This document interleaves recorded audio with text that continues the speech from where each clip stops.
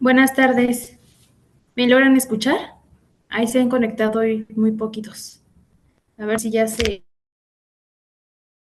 de la clase. ¿Sí me escuchan bien?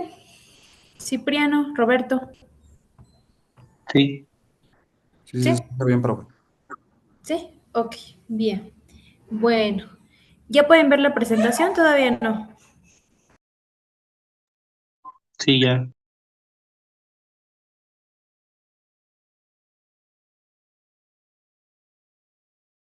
¿Sí la pueden ver? Sí. Ok, bien, muchas gracias. ¿Cómo han estado? ¿Qué tal les ha ido, chicos? Chicas, ¿todo bien? Cipriano, ¿cómo ha estado? Roberto, Lorena.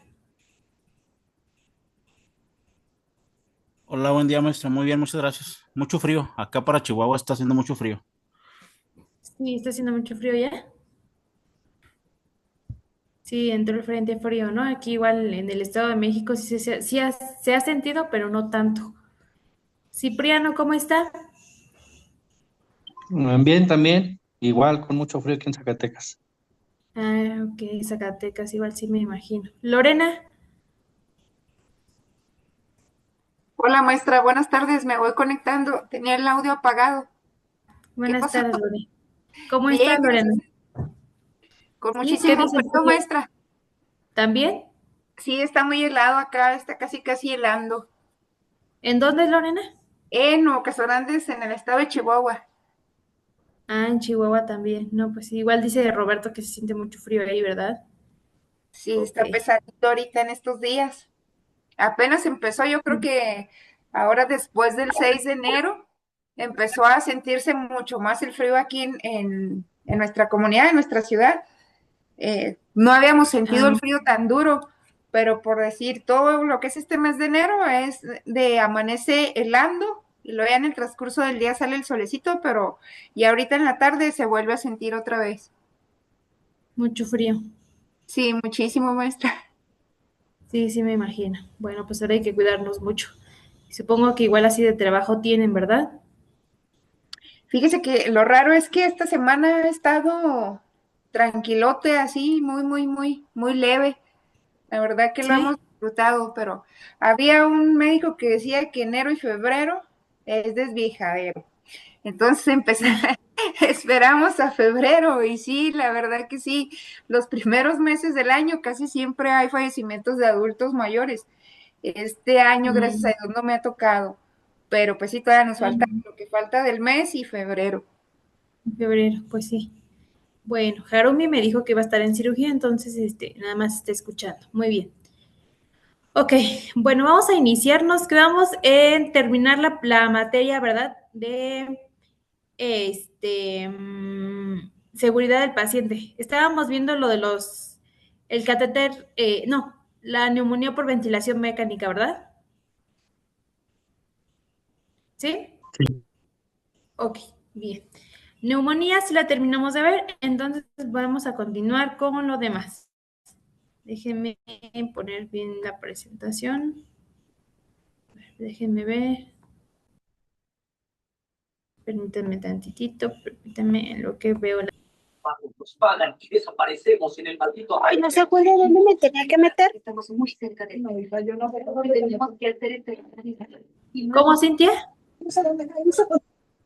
¿Recuerdas cuando éramos? Perdón, maestra, es que estoy intentando conectarme en la computadora porque mi cel está por descargarse.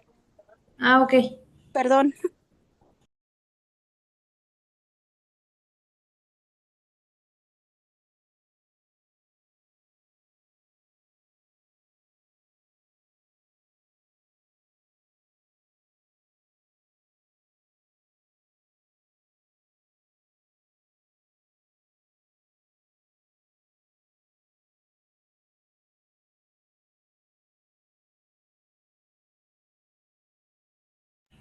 Listo. Ahí nos quedamos entonces. Vamos a ver lo de el catéter. Entonces, a ver, déjenme ver. Infección del torrente sanguíneo asociada al catéter, ¿ok? Voy a apagar mi cámara, chicos, porque luego como que se traba cuando estoy hablando o no me deja a mí ver la presentación, pero aquí estoy, ¿ok? Nada más que voy a apagar la cámara porque luego no me deja. La presentación la siguen viendo, ¿verdad? Sí, maestra. Ok, gracias. Bien, entonces vamos a ver lo que son las infecciones del torrente sanguíneo y bueno, asociadas al catéter. En este caso me dice que son infecciones que van a ser confirmadas por laboratorio, ¿ok?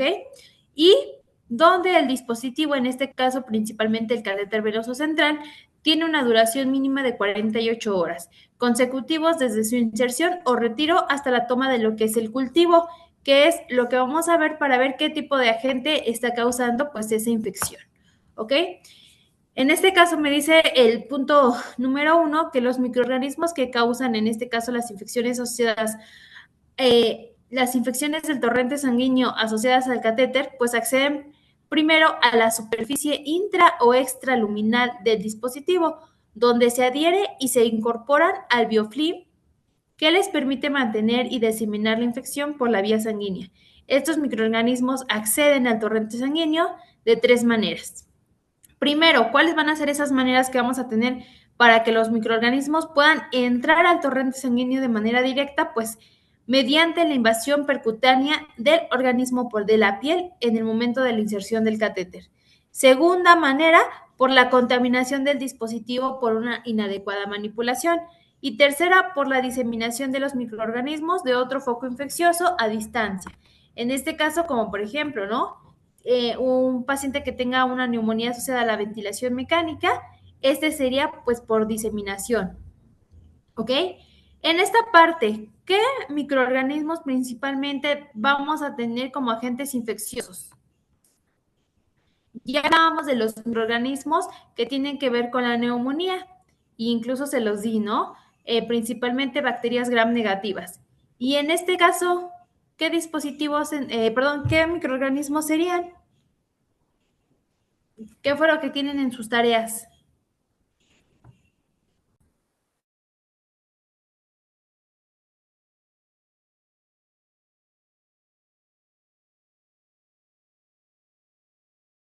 Los escucho, ¿qué microorganismos tienen? Pueden leerlo de sus tareas, ¿eh? No tengo ningún problema.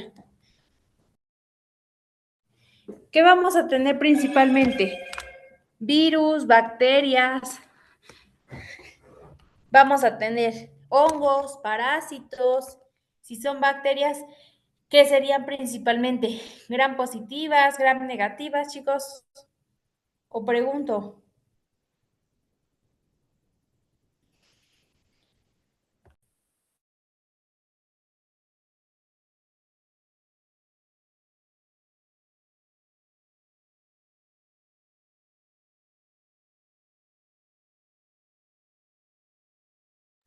Ok, Cintia, ¿qué microorganismos tendríamos principalmente aquí?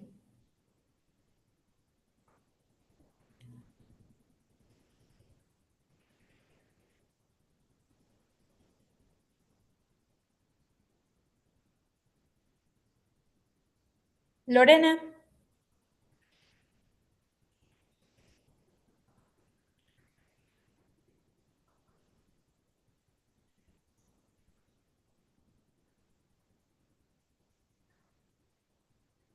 Perdón, maestra, andaba atendiendo a alguien que tocó la puerta.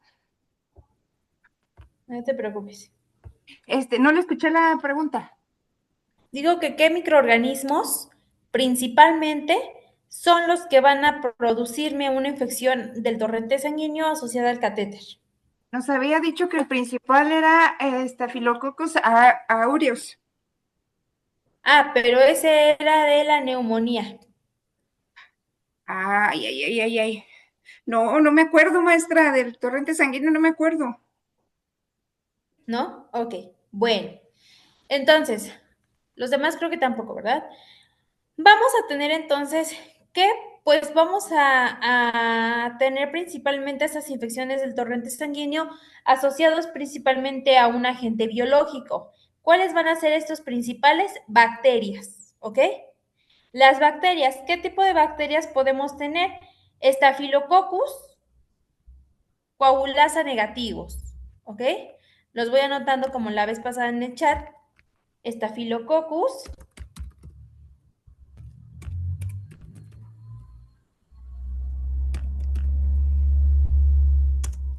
coagulasa negativos.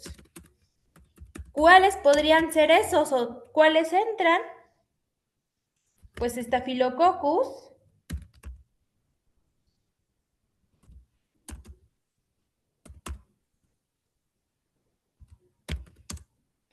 epidermis, ¿vale? Lo estoy anotando en el chat. ¿Ok? Tenemos también otros microorganismos que vamos a encontrar principalmente como Staphylococcus aureus.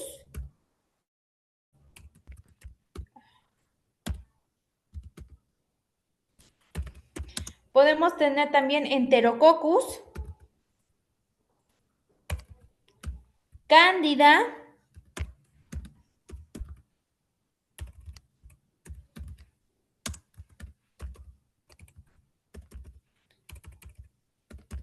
y podemos tener algunos bacilos gram negativos o bacilos gram negativos. ¿Ok?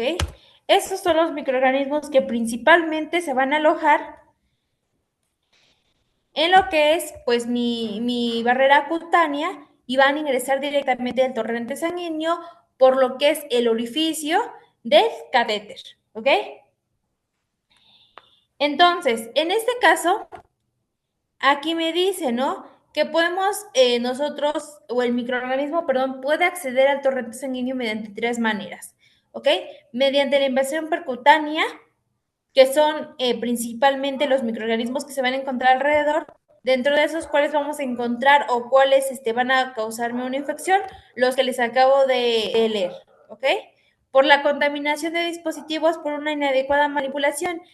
Ahí, chicos, ¿qué es lo que vemos muchas de las ocasiones cuando manipulan un catéter? Se realizan las curaciones de manera adecuada, en el tiempo adecuado.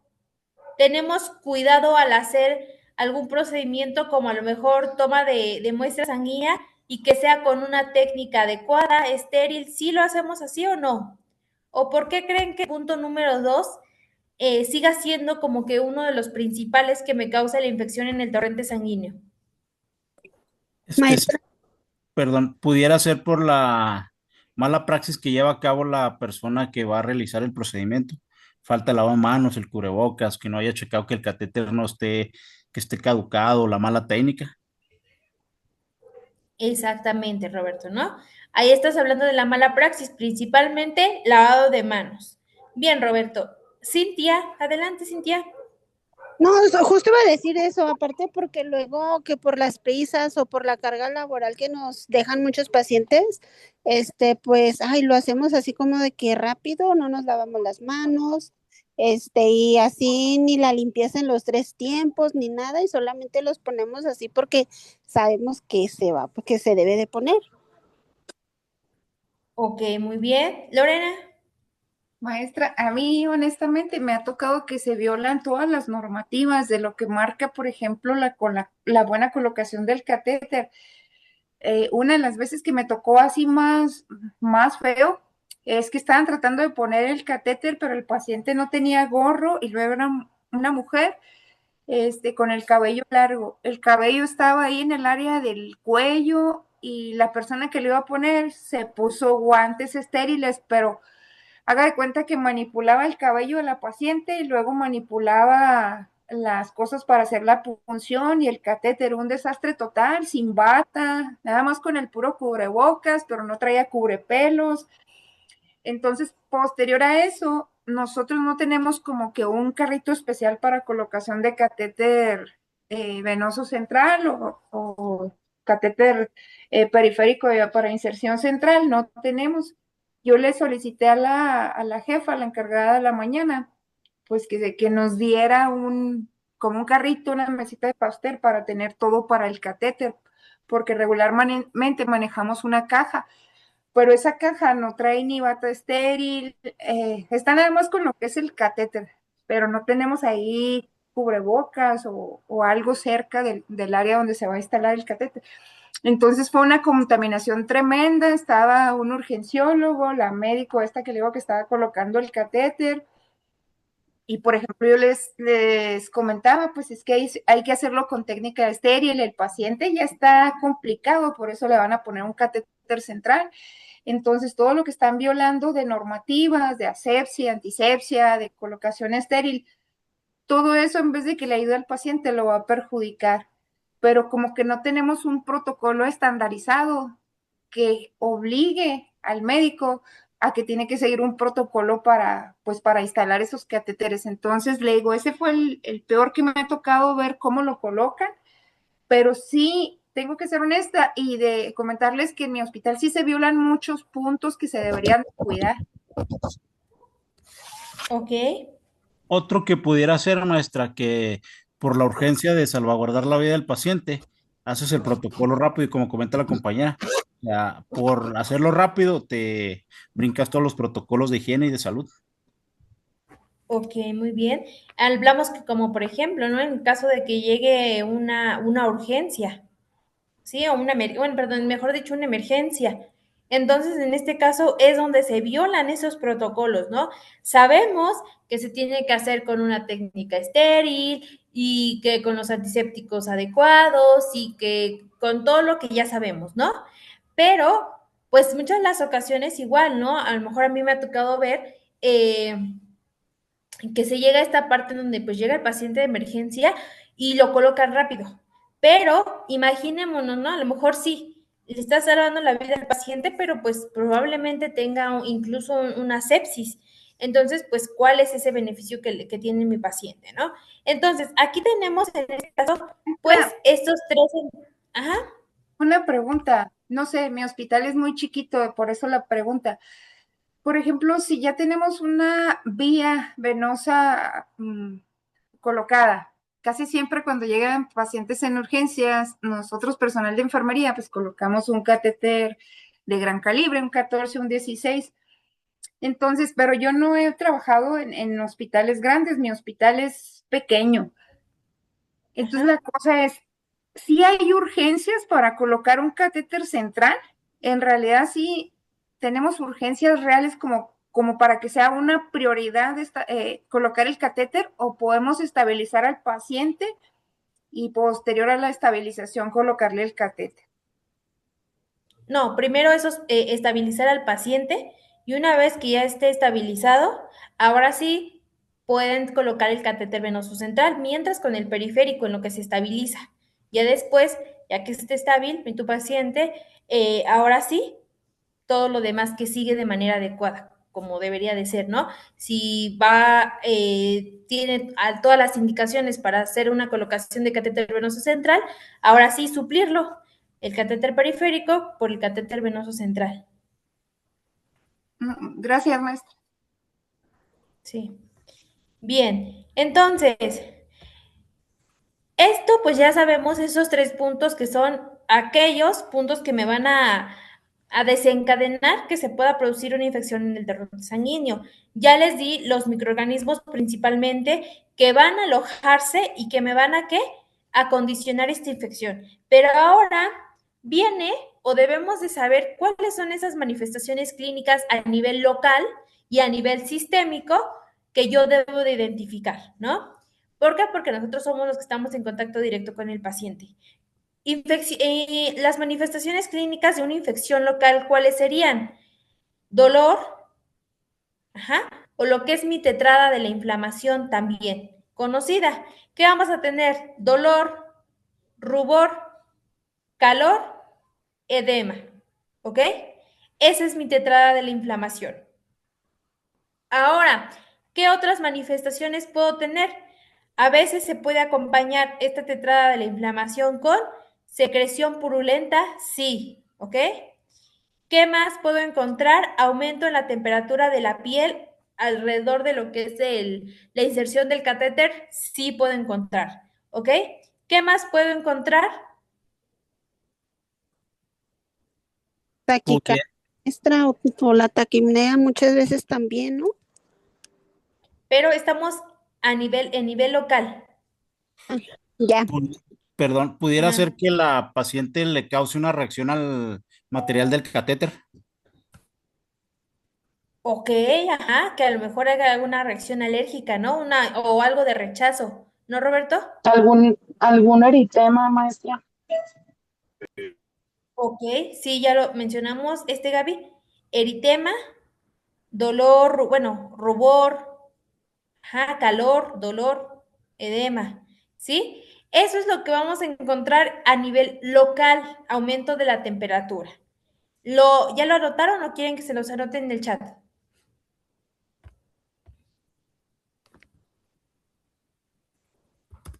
Bueno, vamos a ponerlo aquí. A nivel local, vamos a tener la tetrada de la inflamación,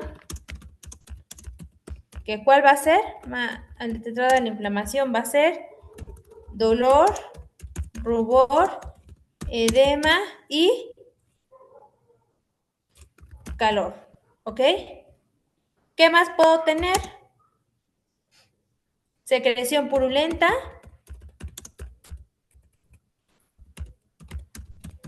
sí. ¿Qué más me mencionaron por ahí? Nada más principalmente, ¿no? A nivel sistémico,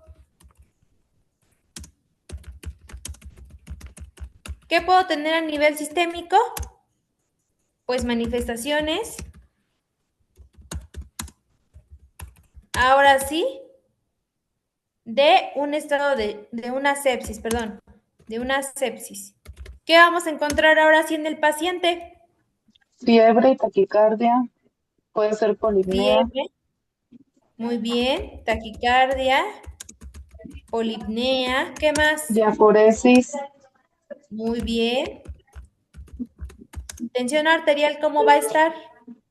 puede estar Baja. hipotenso, Principalmente hipotensión, ¿qué más? ajá, ¿Qué más? ¿Qué más? Principalmente eso vamos a encontrar en el paciente, ¿no? Entonces, esas son las manifestaciones que vamos a encontrar principalmente a nivel sistémico y a nivel local, que yo las debo de identificar para valorar que es una infección asociada al igual también al torrente. entraría que su estado sea como somnoliento o estuporoso, ¿no? Ok, entonces ahí estamos hablando de que debemos de valorar qué cosa. Su estado El de estado conciencia. neurológico. Exactamente. Estado neurológico, para ver que no haya deterioro, ¿no? Bien. ¿Qué diagnóstico vamos a hacer entonces para valorar que el paciente tenga una infección de torrente sanguíneo asociada a un catéter? Hemocultivo. Ajá. Se lo estoy anotando todo en el chat. Hemocultivo, ¿ok? ¿Qué vamos a encontrar principalmente? Bacterias. Podemos encontrar hongos, ¿ok? ¿Qué más podemos hacer?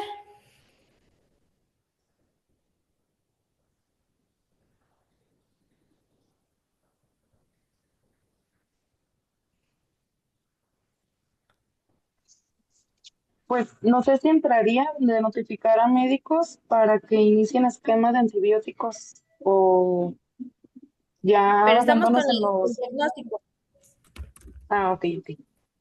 Si se toman Ah, laboratorios, pudiera ser que ya está presentando leucocitos elevados, que nos está dando datos de alguna infección. ok. Y va para ver si es una bacteria o un hongo, ¿no? O qué tipo de parásito, digo, de microorganismo es, ¿no, Cipriano? Sí. Entonces, ¿qué laboratorio le vamos a pedir? Una VH de control y el hemocultivo. Ok, BH de control.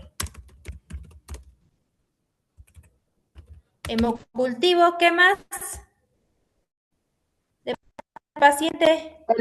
Electrolitos, Ok, ¿para qué? Pudiera ser que se dice que ya tiene secreciones, a lo mejor cultivar la parte de inserción del catéter. Ok. Entonces, podemos decir que es el cultivo microbiológico cuantitativo, ¿no? Cultivo microbiológico cuantitativo. ¿No, Cipriano? ¿O si es ese? O semicuantitativo. Eso vamos a hacerle al paciente. Ya que vimos que es una infección del torrente sanguíneo asociada a un catéter, ¿qué vamos a hacer? Ahora sí que podría ser. Primeramente, suspender las infusiones, notificar a los médicos, valorar el esquema de antibióticos y, pues, de momento Ok. buscar una vía alterna. Ok. Antibicoterapia, ¿no? La voy a anotar aquí también. Antibiótico-terapia. Principalmente, pues obviamente, ¿qué vamos a hacer para esto? Pues un antibiograma, ¿no? Para valorar qué tipo de antibiótico se le va a dar principalmente al paciente. ¿Sí?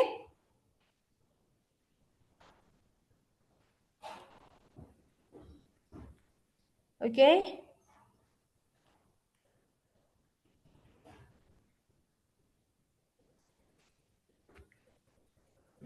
Si estamos hablando, en este caso, y se los coloqué arriba, que el principal microorganismo que tenemos va a ser Staphylococcus, ¿qué antibiótico le vamos a dar al paciente?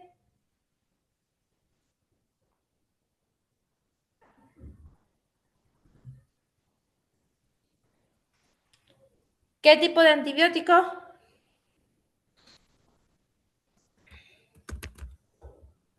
Los escucho. Cefalosporinas, macrólidos, tetraciclinas, penicilinas. ¿Qué le vamos a dar a un paciente con estafilococcus? Del tipo que sea.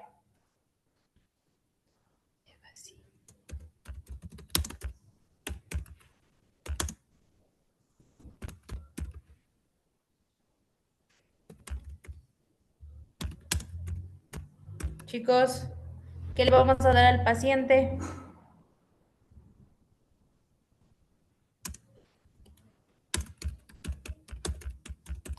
Estoy escribiendo en lo que los escucho, ¿eh? Pudiera entrar la vancomicina. ¿Ok? La vancomicina, la rifampicina, cotrimazón y ¿qué dice? Linezolid. ¿A qué grupo de antibiótico pertenecen entonces?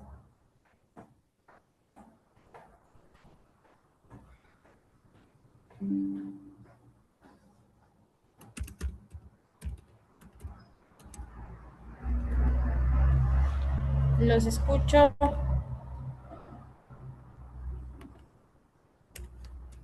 La vancomicina pertenece a los glucopéptidos. Glucopéptidos. Ok, muy bien. Entonces vamos a dar glucopéptidos, que puede ser vancomicina, ¿no? Pero cuando es vancomicina, le vamos a agregar un antibiótico adicional, que sería doble esquema de antibiótico. ¿Qué se le da principalmente?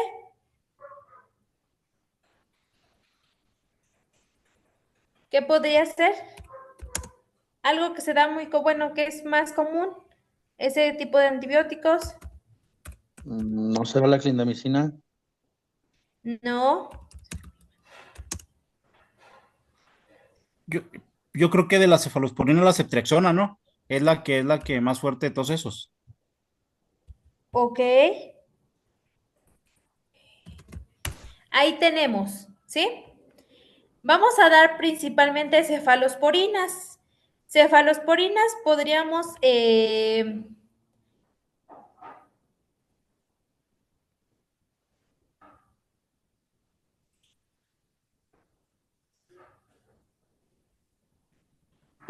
dar, en este caso, perdón, las cefalosporinas de primera generación combinadas con lo que son, en este caso, los glucopéptidos como vancomicina.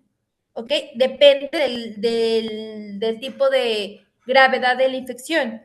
Si ya es una sepsis, se va a combinar vancomicina con, ¿qué puede ser? ceftazidima, cefipima, ajá, o combinado con meropenem. Ahí me equivoqué, meropenem. Si únicamente tenemos una infección que no es tan agravada todavía con el paciente, podemos iniciar con, ¿qué cosa? Con lo que me aparece aquí, ¿no? Los primeros que les anoté. Floxaciclina y cefazolina. ¿Que esos a qué pertenecen? A las cefalosporinas de primera generación. ¿Ok?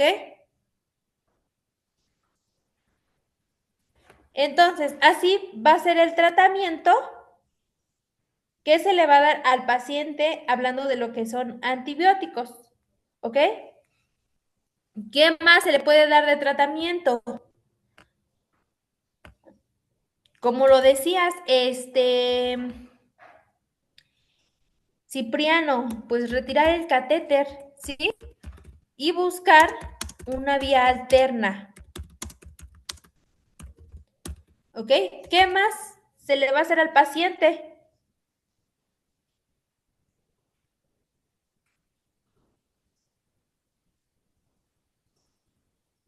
Reposición de líquidos pensando en la hipotensión que se generó. Ok. Reposición de líquidos.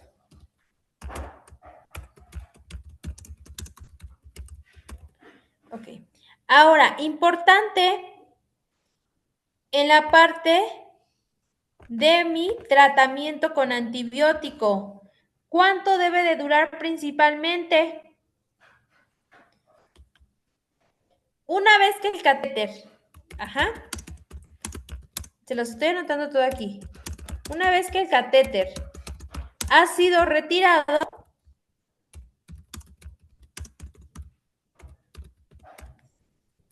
vamos a darle al paciente tratamiento con una duración, tratamiento de antibiótico con duración de 5 a 7 días, ajá, para lo que son los estafilococcus,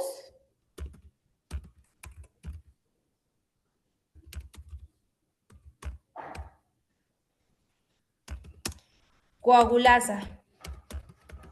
¿Ok? Si el paciente tiene en este caso enterococcus o bacilos gram negativos, se le va a dar el tratamiento de 7 a 14 días. Enterococcus o bacilos gram negativos.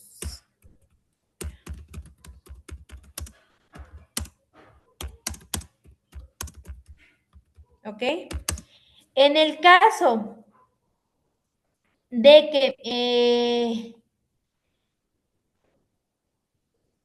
que mi paciente sea un paciente diabético, se le puede dar el tratamiento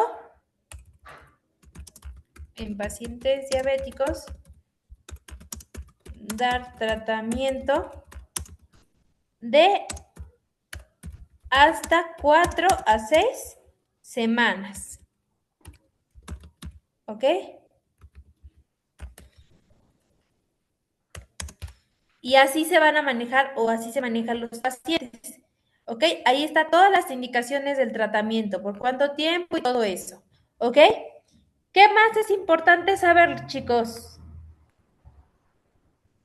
¿Qué más será importante? La infección asociada al catéter. ¿Se pudiera agregar otra vez o repetir ¿cómo era? Antifiograma para ver a qué está causando resistencia? ¿El antibiograma? Sí, ese antibiograma para checar a ver si la bacteria le está causando resistencia y ya no está siendo inmune al medicamento. ¿Ok? Sería entonces el hemocultivo con antibiograma, ¿no, Roberto? ¿Sí es? Muy bien, exactamente. Aquí entonces ya nos dicen esta parte. Primer punto, el perfil microbiológico es predeterminante flora que reside en la piel, como Staphylococcus coagulasa negativo, Staphylococcus aureus y enterobacterias, y otros gérmenes como Piógenes aeruginosa y cándida, que son parte de lo que les acabo de colocar ahí en el chat, ¿no? Me dice que todo catéter intravascular acarrea un riesgo de infección del torrente sanguíneo. Sin embargo, el riesgo varía dependiendo del tipo de catéter. El dispositivo que tiene mayor riesgo de infección es el catéter venoso central, obviamente porque pues obviamente está conectado con los vasos sanguíneos y pues directamente con mi corazón, ¿ok? Me dice que el aumento del riesgo está asociado con estancia hospitalaria prolongada, severidad de las comorbilidades, inmunosupresión y trasplantes de la médula ósea que pueden incrementar hasta 4 y 6 veces más el riesgo de esta infección. Entonces, ¿en qué pacientes vamos a tener más cuidado para que no se desarrolle una infección asociada al catéter venoso central? Pues obviamente con estos pacientes que me está mencionando aquí, ¿no? Pacientes inmunodeprimidos, pacientes con enfermedades crónico-degenerativas, ¿ok? Son con los que vamos a tener más cuidado. Me dice entonces que las características de los dispositivos vasculares, su inserción y su cuidado también tienen un alto impacto sobre el riesgo de la infección en el torrente sanguíneo. Cuidados de enfermería. ¿Qué cuidados vamos a tener con estos pacientes? Entonces, si ya vimos todo lo demás. Pudiera ser más que todo el lavado de manos, el cubreboca, usar técnica estéril cuando vayamos a maniobrar en el catéter o en el sitio de inserción.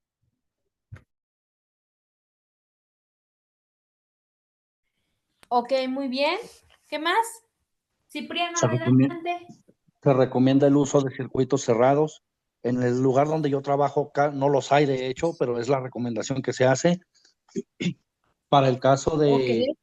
de manipulación del catéter venoso central. Ya como lo mencionó el compañero, debe de usarse cubrebocas con técnica estéril, uso de guantes, debe de hacerse limpieza de 15 a 30 segundos con tallado vigoroso en el puerto de conexión antes de medicar y al momento de enjuagar los puertos. Hay que enjuagar los puertos también. La curación del catéter debe de hacerse una vez colocado a las 24 horas, posteriormente a las 48 horas en caso de que haya sangrado y posteriormente, en caso de que ya no haya sangrado, cada 7 días. El cambio de los equipos y los circuitos es cada 72 horas. Exactamente, ¿no? Como nos los marca la norma oficial, ¿no, Cipriano? Bien, entonces, pues esos son todos los cuidados que ahora debemos de tener para con el paciente, eh, para que pues obviamente prevengamos esta aparición de la infección, ¿ok? Todo lo que nos acaba de mencionar Cipriano y parte de lo que nos mencionó Roberto. ¿Qué más, chicas? ¿Qué más nos falta por ver en esta parte? ¿Nada más? Pudiera ser que ahí entre la valoración de clínica de catéter y clínica de heridas. Ok, muy bien. Maestra, Ujú.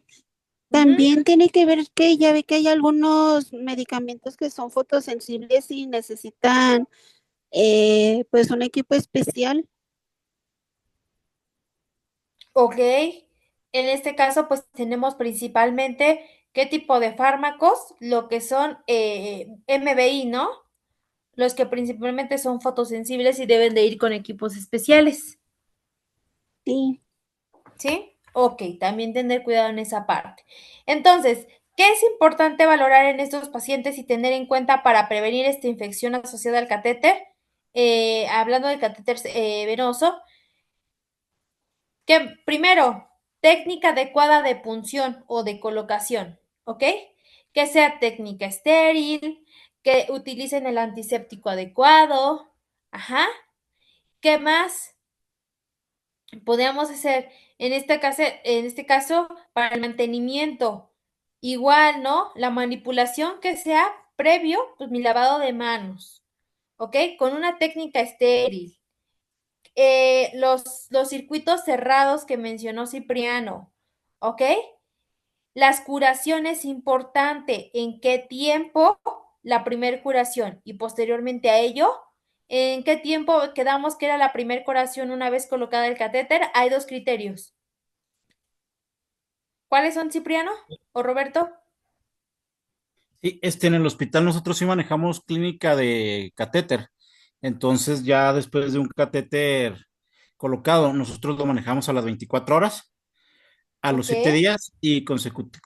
El que, por ejemplo, hoy se colocó a las 24 horas y después de eso Ujú. a los 7 días, usando el criterio personal. Por ejemplo, si el catéter ya está muy dañado o el apósito tegadero está ya despegado, entonces pues ya es a criterio adelantar la curación La con los curación. previos cuidados que se han estado nombrando. Exactamente, muy bien, Roberto, ¿no? Bien, y incluso lo que es la primera curación nos habla, ¿no? Que puede ser antes de las 24 horas, así como lo dijo Roberto, pero siempre y cuando pues el catéter a lo mejor esté con secreción, pues que en esas no condiciones óptimas, se va a hacer antes de las 24 horas, la primera. De no ser así, vamos a esperar 24 horas y posteriormente cada 7 días, como lo mencionó Roberto, ¿ok? Eh, igual, tener cuidado en esta parte de las curaciones. ¿Con qué nos recomienda la norma oficial realizar la técnica de asepsia? Nosotros lo manejamos con gluconato de clorexidina. ¿En qué porcentaje, Roberto? No recuerdo, sí le iba a comentar, pero no recuerdo al qué porcentaje. Principalmente al 2%, ¿no? Ok, clorexidina al 2% principalmente. ¿Qué otro antiséptico se debe de usar, Cipriano? Sería el alcohol, maestra. Ok, como bacteriostático, ok, muy bien. ¿Qué más? Nos O el falta uno. isodine. Ok, el isodine, ¿en qué porcentaje? Alcohol al 90. ¿El isodine a qué porcentaje? El alcohol es al 70%. ¿Y el isodine?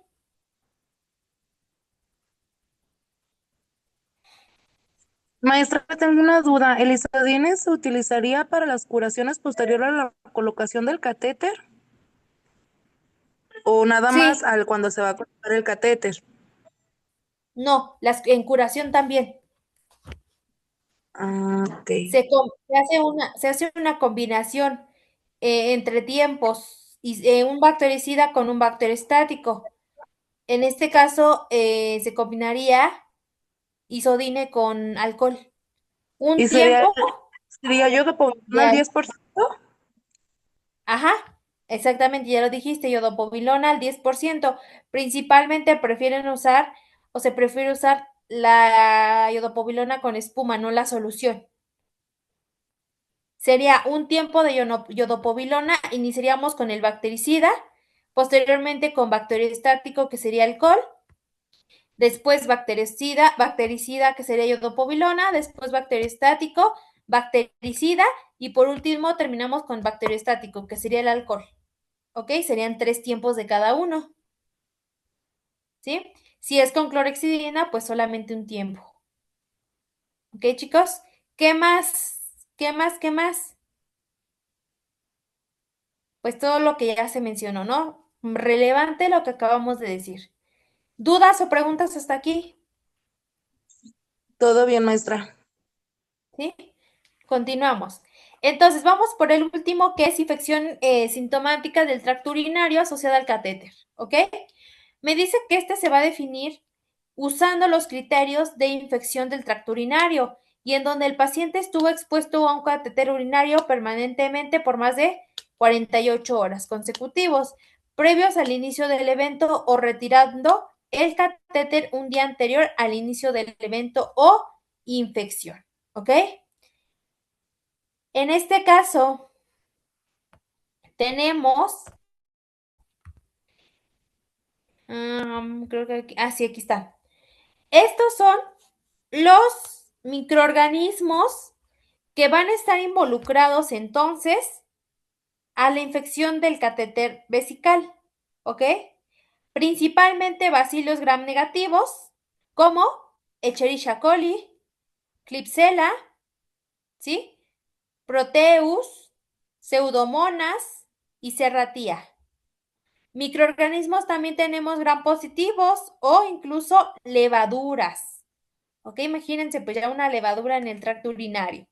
Me dice que se han encontrado una fuerte relación entre Escherichia coli y la ocurrencia de la infección del tracto urinario, presentando una prevalencia del 92% en infecciones del tracto urinario no complicadas, en 51% de las complicadas y el resto del 32%. ¿Ok? Entonces, para esto, ¿cuál sería una de las causas principales por las que para las que el paciente, presente una infección asociada al catéter vesical? Yo creo que la más común sería ahí, por ejemplo, el mal manejo de la sonda vesical, que la manejan arriba de la cintura y hay retorno de la orina que ya salió y se regresa. Ok, ¿qué más? Una Que podría no, ser esa, pero también, adelante, que, adelante. que no utilizaron no se colocó de manera estéril, o sea, de no tan estéril, pues. Ok, muy bien. ¿Qué Maestra, más? ¿puede ser también la duración del mismo? Muy bien, la duración también. Entonces, vamos a ver, ¿ok? Los aseos que se realizan cada 24 horas que se omitan o que no se realizan correctamente. Ok, también. Perdón, Entonces, perdón, adelante. pudiera ser, volvemos a lo mismo, ¿no? A la mala técnica, lavado de manos sin uso de cubrebocas. Desde ahí yo creo que empieza la cadenita. Ok, muy bien. Entonces, vamos a hacer, a ordenar toda esta información que tenemos, ¿no? ¿Cuáles podrían ser las causas? Principalmente, primero, ¿qué es en esta parte? Pues la técnica de colocación, ¿ok? Empezando por el lavado de manos, que hagamos, en este caso, pues omisión o una técnica inadecuada de lavado de manos. ¿Qué también más? Durante la inserción del catéter, que no utilicemos las medidas adecuadas para protección de mi paciente e incluso protección mía. ¿Qué más? Durante la instancia del catéter, lo decía Roberto, ¿no? No mantener el catéter por arriba de la cintura, ni tampoco, perdón, la sonda, ni tampoco tener la sonda por debajo de qué? En el suelo, ¿no? Que no toque directamente el suelo. ¿Qué más? Que esté totalmente cerrado o clamplado lo que es el orificio de drenaje de mi sonda, ¿no?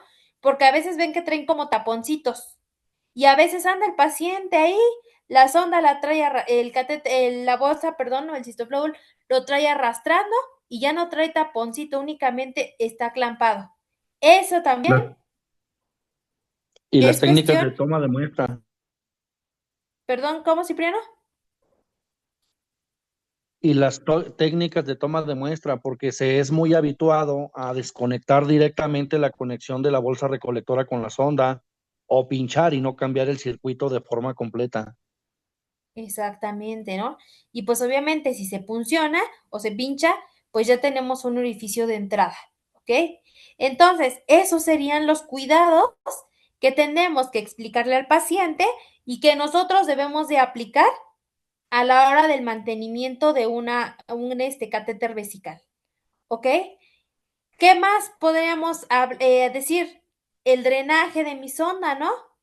Que no sobrepase cierto límite mi bolsa para que no se retorne, como lo dijo Roberto, ¿ok? ¿Qué más me podría condicionar una infección?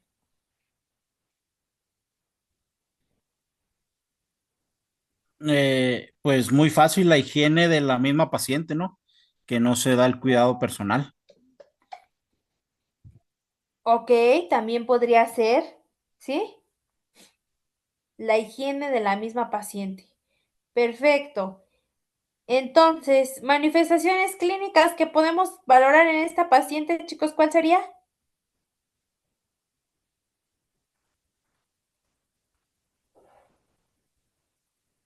¿Qué me va a presentar mi paciente?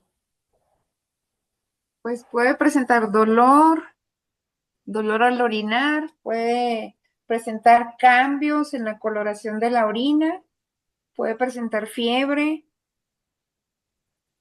Ok.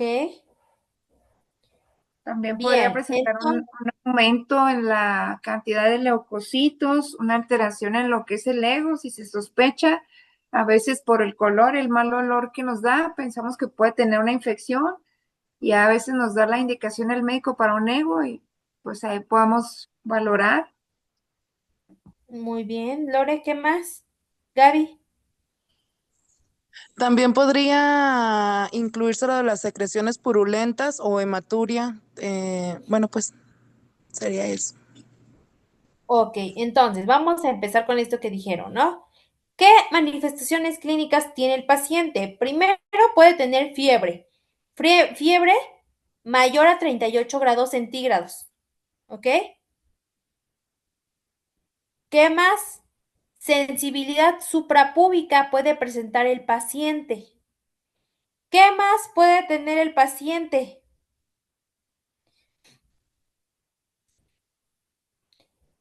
Puede tener el paciente también lo que manejamos, ¿no?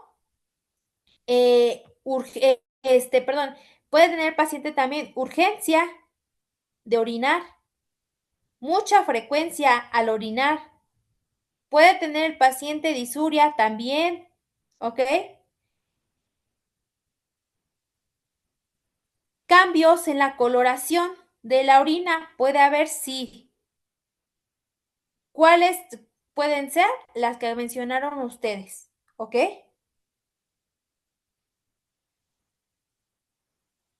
¿Qué vamos a encontrar principalmente hablando de estas características? Piuria, ¿ok?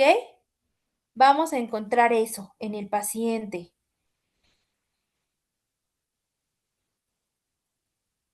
¿Qué más podemos encontrar en el paciente? Pues esas manifestaciones clínicas principalmente, ¿ok? Ahora, ya vimos que el paciente tiene estas manifestaciones. Ah, Jordanos, igual.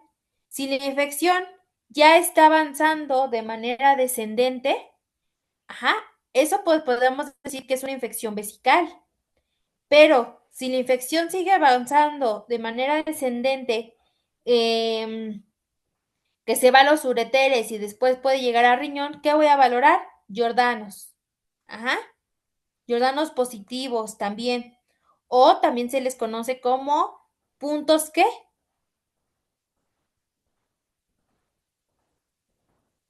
Ese es para valorar que no hay infección en el riñón, ¿no? Ajá, muy bien. Pero pues puntos renales, ¿no? También se les conoce. O los jordanos positivos. Eso pues nos indica, como ya lo dijo Cipriano, que tenemos una infección, pero superior. Estamos hablando de una infección ya renal como tal o en el uréter. Ok, esas manifestaciones me va a presentar mi paciente. Ahora,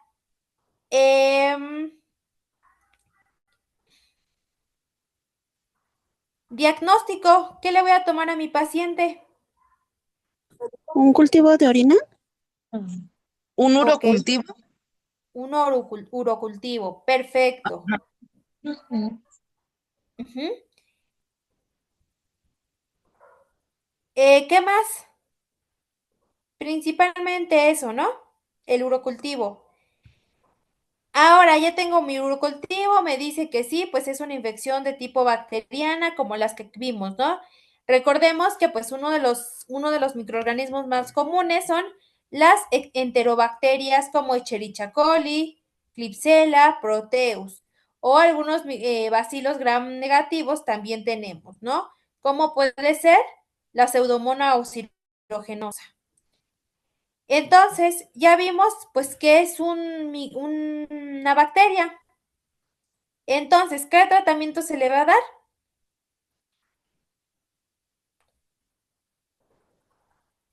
Pues obviamente el antibiótico, ¿no? en base a la bacteria. En este caso, tendríamos que hacer como lo vimos en el otro ejemplo. Ahora, en lugar de ser un hemocultivo, es un urocultivo. El urocultivo va a ser principalmente ¿con qué? Con un antibiograma, ¿no? Para valorar en este caso ¿qué? Pues qué microorganismo es resistente y cuál es el antibiótico ideal para mi paciente, ¿ok? Ya que vimos qué antibiótico es ideal para el paciente, ¿qué más se le va a hacer?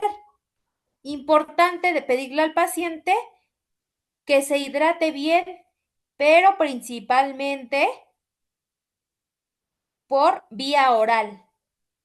¿Por qué? Porque se dice, pero que sea únicamente, en este caso, pues líquidos, que sería agua normal, agua simple, ¿no? Porque es importante la vía oral que siga tomando líquidos mi paciente y que sea agua. En este caso, ¿por qué? Los microorganismos también van a salir a través de la mecánica de arrastre. Entonces, si yo estoy haciendo que el paciente orine constantemente y sea agua, ¿qué va a hacer? Pues a ir barriendo esos agentes o esas bacterias que están incrustadas en el endotelio ¿de qué? De mi vejiga urinaria. ¿Ok? ¿Qué más voy a suspender en el paciente? Principalmente, ¿qué va a hacer? Pues refrescos, ¿no? Bebidas que sean, que estén como muy sobrecargadas, como a lo mejor jugos. También suspender eso. Café, también. ¿Qué más? Roberto, ¿ibas a decir algo?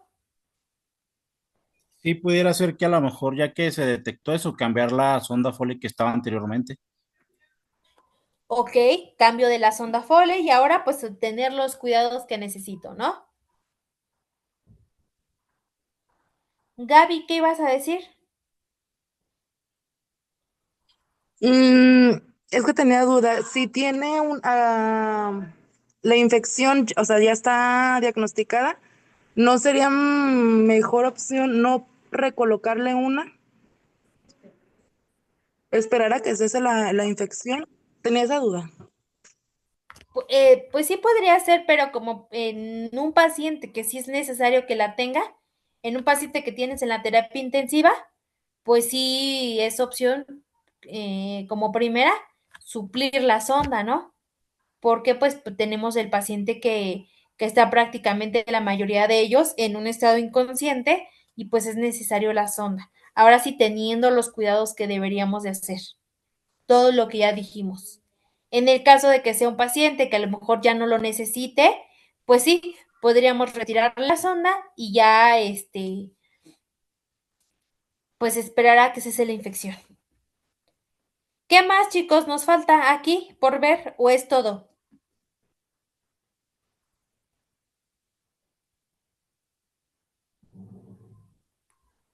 Ok, creo que es todo, ¿no? Cipriano, ¿algo más que quieras agregar aquí? De momento no, maestra, gracias. Ok, perfecto. Eso es pues todo, ¿no? Vamos con lo último, protocolos en la seguridad de movilización y posicionamiento del paciente crítico.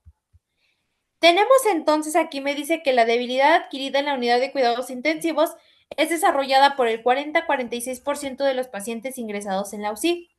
Me dice que diferentes estudios han demostrado que la movilización temprana es segura, factible, tiene un mejor costo-beneficio o costo efectivo y mejora los resultados del paciente a corto y a largo plazo. Me dice que este síndrome consiste en la atrofia y o pérdida de masa muscular como consecuencia de una miopatía, polineuropatía o ambas a la vez, sin otra etiología explicativa que la propia patología crítica y que empieza en 24 horas de ingreso en la UCI para seguir progresando. Entonces, en esta parte, ¿qué es importante o qué me dice? Que hay que realizar una movilización perdón, de manera temprana, porque le trae más beneficios al paciente. ¿Qué puede ser? Pues obviamente, primero, que no se tenga una atrofia muscular, ¿ok? Seguido de eso, pues que su recuperación va a ser más óptima. Ahora, en pacientes puedo iniciar la movilización continua. Digo, la movilización temprana, perdón.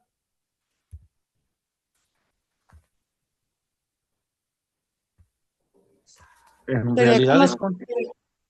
pacientes intubados. Ok, ¿qué más?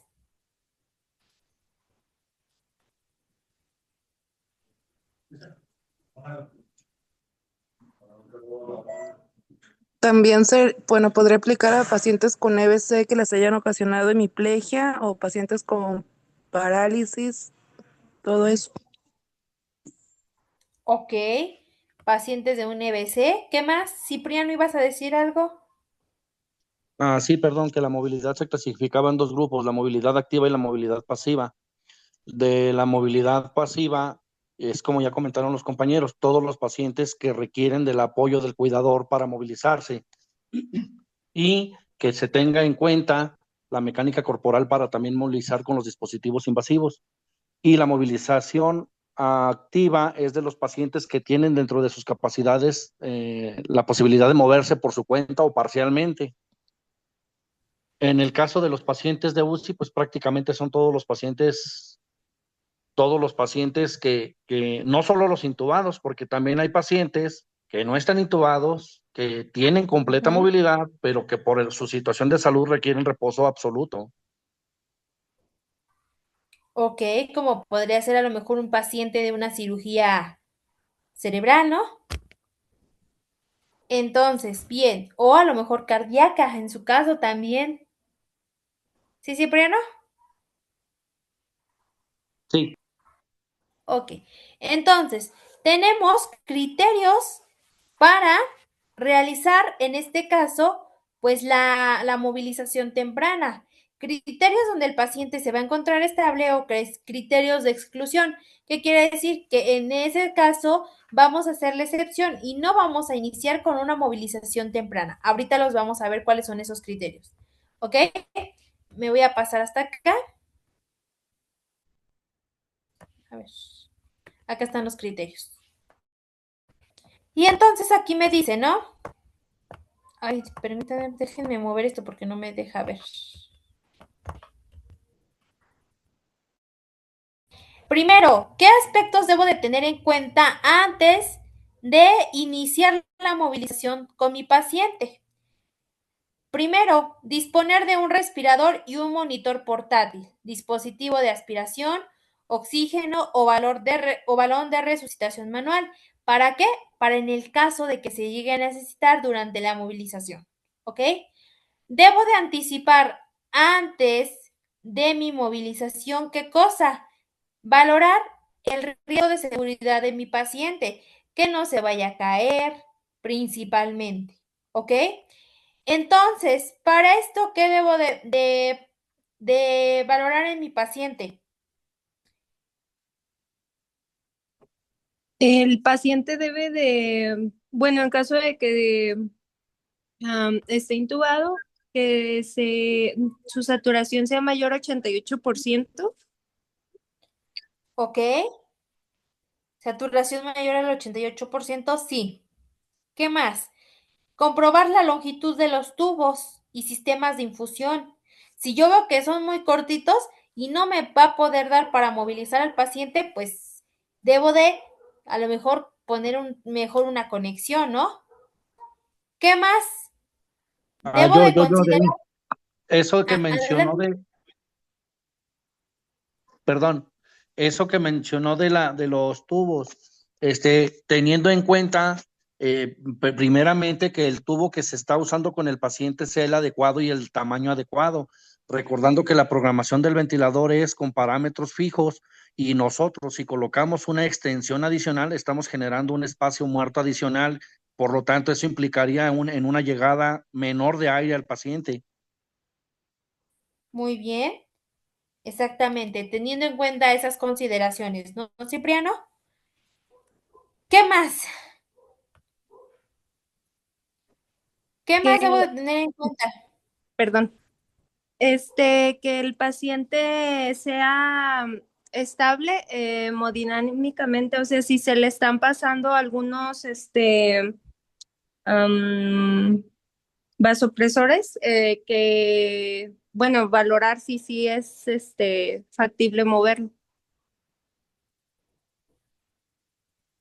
Ok, muy bien, también. ¿Qué fármacos se le están pasando a mi paciente, no?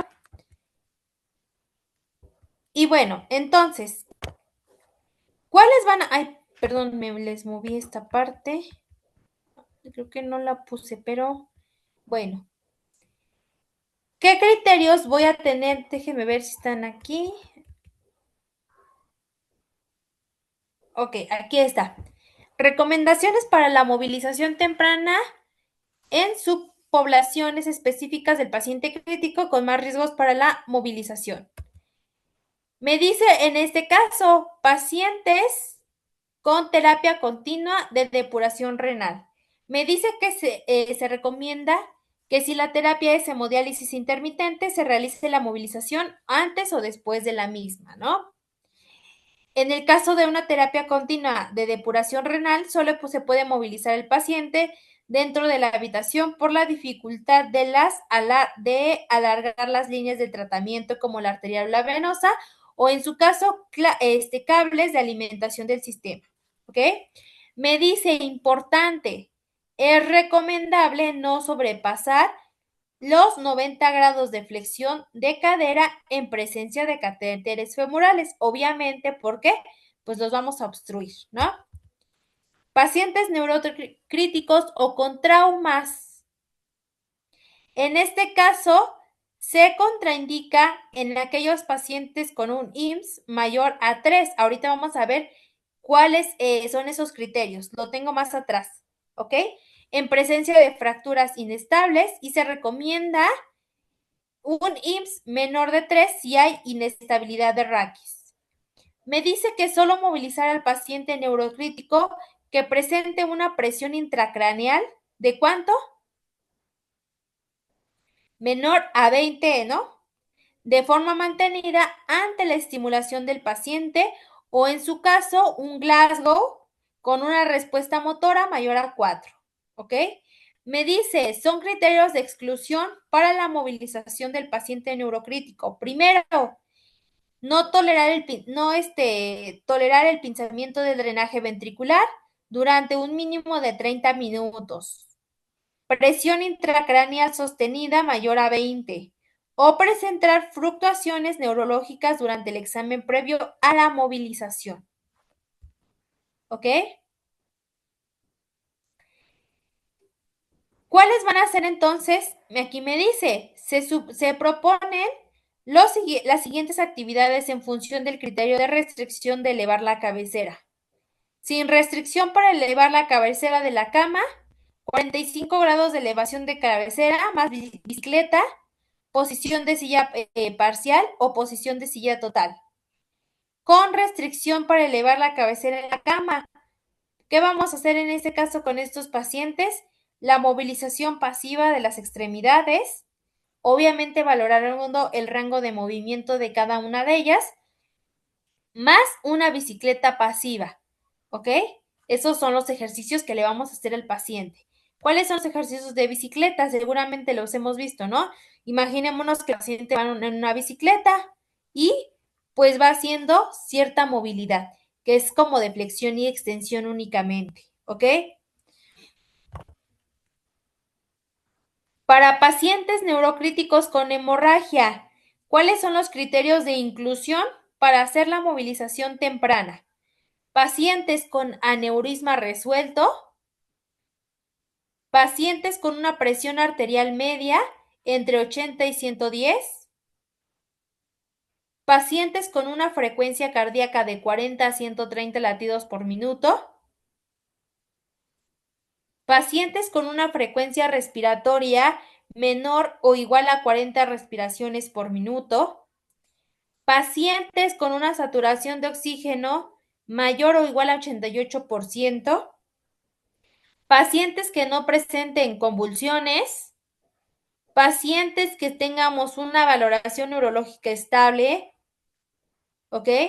Pacientes que tengan una apertura ocular al estímulo verbal y pacientes que tengan una capacidad de movilizar una extremidad ante una orden verbal. Si yo le pido al paciente levante su pierna derecha y la levanta, puedo realizarle la movilización.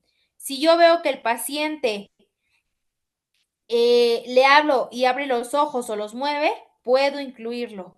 Si veo que el paciente neurológicamente está estable, puedo hacerlo. Y todo lo demás que acabamos de leer, ¿ok? ¿Dudas hasta aquí? ¿Preguntas?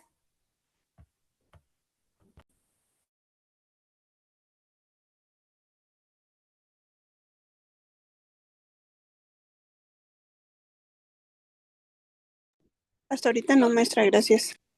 ¿Algo más que quieran agregar?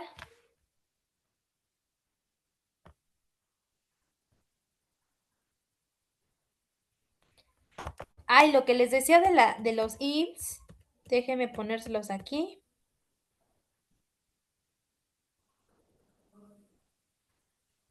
Es esta, la escala de movilidad. Nosotros podemos valorar a mi paciente y ver, en este caso, pues cuánto es, qué tanto es el grado de movilidad que pueda tener.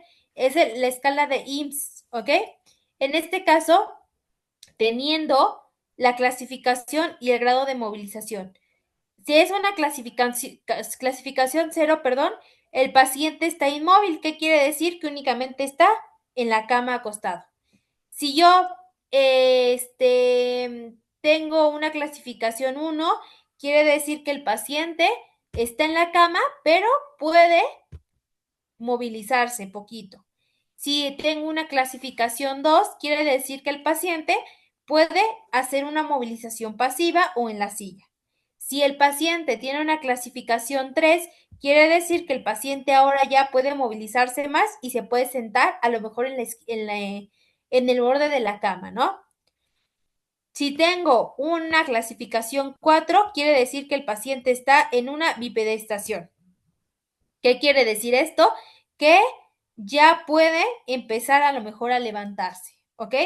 Y una clasificación 5, cuando el paciente puede realizar la transferencia a la cama o a la silla, ¿qué quiere decir? Que ya puede realizar la deambulación, ¿ok? Del 3 para el 0 tenemos una movilización pasiva o dentro de la cama, como lo decía creo que fue Cipriano, ¿verdad? Los dos tipos de movilizaciones. Y del 4 al 5 tenemos una movilización activa o aquella que ya va a ser fuera de la cama. Esta es la escala de la movilidad, que podemos hacer la valoración con el paciente y con esto pues rever qué tipo de terapia podemos abarcar con él, ¿no? Lo que lo veíamos anteriormente. Hasta aquí, dudas, preguntas para iniciar con la siguiente materia. No, ninguna. Cipriano, Roberto, Lorena, Cintia, Gaby. No, Nelly, ahorita no, gracias. ¿no? No, todavía, maestra. No, gracias. Bien. Con esto Maestra, aquí tengo una terminamos. duda. Maestra, Ajá. va a hablar Harumi, ¿eh? Ah, ok. Tengo una duda. ¿La iodopovidona no causa irritación en el sitio de inserción para las curaciones? No, yo le había preguntado y me dijo, y digo, Ya conteste, te maestra. contestó Gaby. Después de 2 horas, Es sí. que, de ahí es A ver, que Cipriano. tenía la misma duda que yo, pero ya. Yo ahorita le contesto. Cipriano. Ah, ok. ¿Algo qué querías decir, Cipriano? Perdón, que la iodopovidona sí irrita después de una permanencia mayor a 2 horas. Por eso es que el paso final es saciar con el alcohol. Exactamente, por eso la combinación, ¿no, Cipriano, que les explicaba, de el bactericida con el bacteriostático, que es el isodine con el alcohol. ¿Sí? Cipriano. Sí. Ok, entonces, bueno, ya Gaby nos va a hacer el favor de explicarle a Harumi lo que vimos en la clase, ¿no? Es por eso la combinación. para que no se quede restos y no queme la piel. Es por eso que incluso en los pacientes que son sometidos a procedimientos quirúrgicos, ¿no? Al final, pues les quitamos todo el exceso, aunque les hace ahí el marcaje, como que se queda el tatuaje, ¿no? Pero sí es importante este retiro para que no queme la piel. Y obviamente hay ciertos criterios en donde en algunos pacientes no se puede utilizar la iodopovilona. Pacientes principalmente geriátricos y pacientes pediátricos, ¿no, chicos? Sí. Muy Ok, bien, maestra, gracias. de nada. Ok, entonces voy a quitar la presentación y voy a colocar la otra, ¿ok? Permítanme tantito para colocar la otra, la de la siguiente materia. Y ahora sí entramos a la tercera.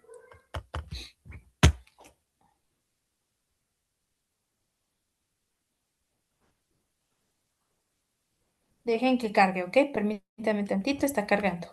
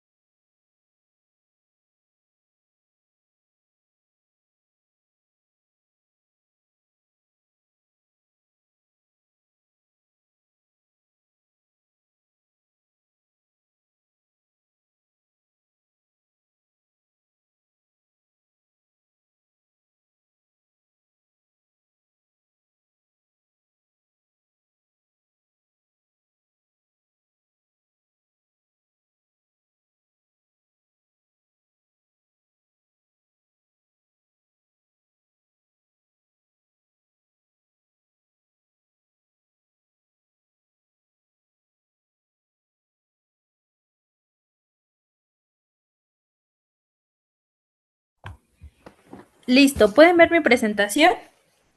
Sí, maestra, sí se ve. Gracias, Gaby. Ok, entonces empezamos, ¿no? Vamos a ver entonces, o vamos a entrar con lo que es mi tercer materia, que esta materia se llama, ay, a ver, ya. Vamos a ver la materia de taller de lectura crítica y evidencia científica, son 3 unidades, las 3 unidades vienen muy pequeñas y es una materia pues prácticamente muy sencilla, ¿ok? Vamos a ver en la unidad 1 los fundamentos de la práctica basada en evidencia científica. Unidad 2, búsqueda eficiente de la información científica. Unidad 3, lectura crítica de estudios cuantitativos y cualitativos. Y bueno, me dice entonces que la medicina basada en la evidencia fueron propuestas y definidas hace 26 años por el autor Gordon, ¿ok? Maestra, perdón por interrumpirla. Ajá. ¿Puede volver a mencionar los temas que acabó de mencionar? ¿Estos? Sí. Ok. Unidad 1, fundamentos de No, la práctica basada en evidencia. Unidad 2, búsqueda eficiente de información científica. Y unidad 3, lectura crítica de estudios cuantitativos y cualitativos. Gaby. am, es... está bien, maestra. Gracias. Ok. Vale. Entonces, decíamos que la medicina basada en evidencia pues fue propuesta hace 26 años por este autor Gordon, ¿no?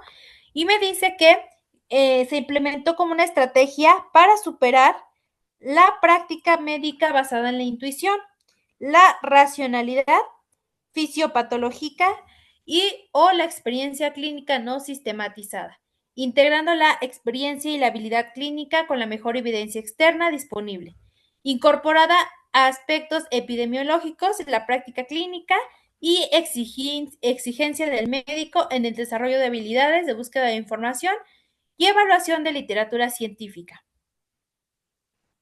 ¿Qué quiere decir en esta parte? Bueno, nosotros anteriormente pues teníamos o realizábamos lo que es en este caso la práctica médica, pero se hacía de manera, ¿qué cosa?